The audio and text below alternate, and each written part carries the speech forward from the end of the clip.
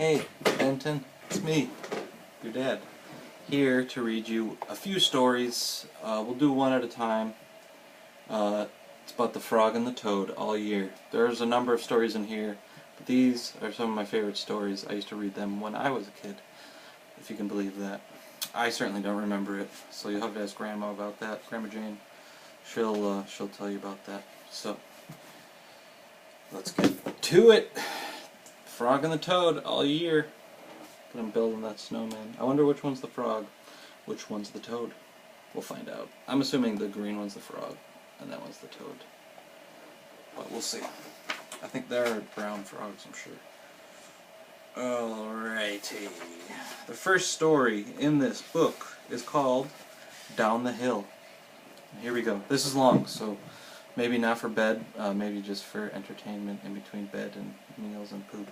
Okay, down the hill. Frog knocked at Toad's door. "Toad, wake up," he cried. "Come out and see how wonderful the winter is." "I will not," said Toad. "I am in my warm bed." Winter is beautiful," said Frog. "Come out and have fun." "Blah," said Toad. "I do not have any winter clothes."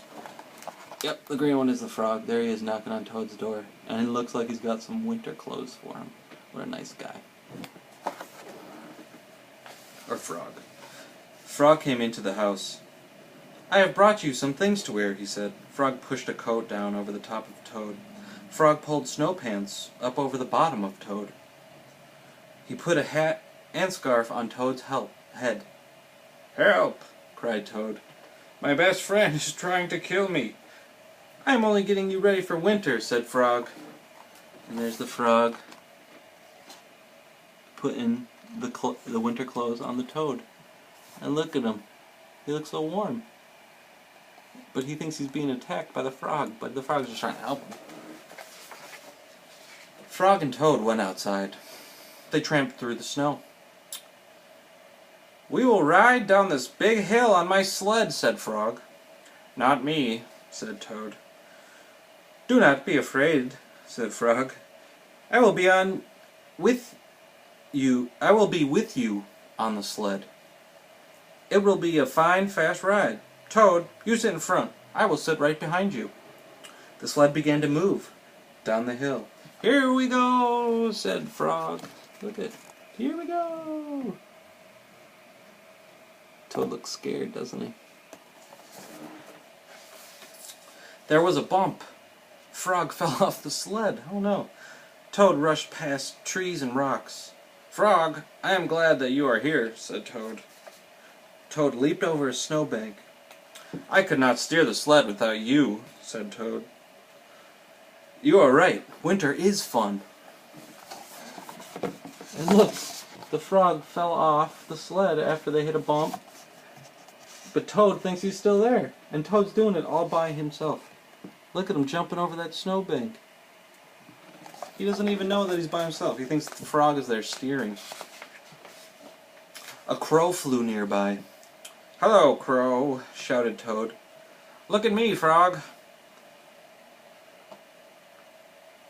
The Toad said, "Look at Frog and me. We can ride a sled better than anybody in the world." "But Toad," said the Crow, "you are alone on the sled." Toad looked around.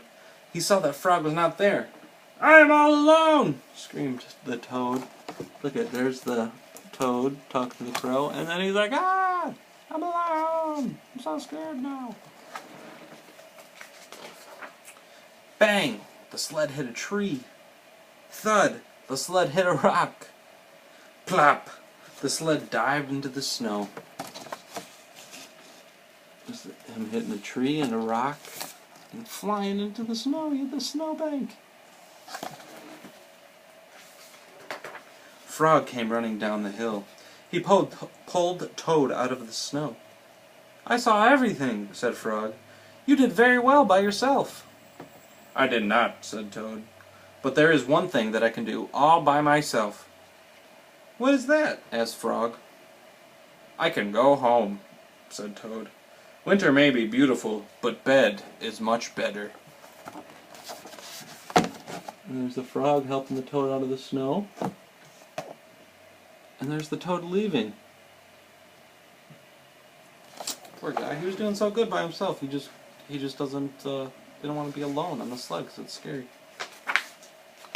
Oh, I guess that's the end of the first story. Great. Well, the next one we will read next time.